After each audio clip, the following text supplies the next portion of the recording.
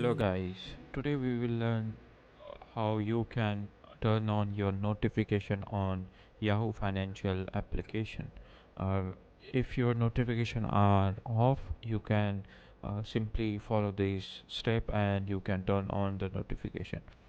And for that, open your Yahoo Financial application in mobile or laptop. After opening the financial app, see this account, click on that.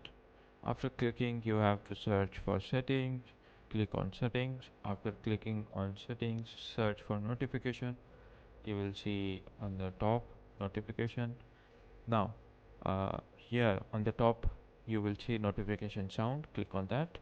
After clicking on that, you will see this option, which is when if your notification is off, then this option will be like this. Just you need to turn on. If you want to notification just turn off, you can just click this option for turning off your notification. If you want to customize, if you want some customization in your notification, you can just check and uncheck whatever you want to notify yourself. So it's very easy and simple. If you found this video very helpful, thanks for watching, and we will see in the next video.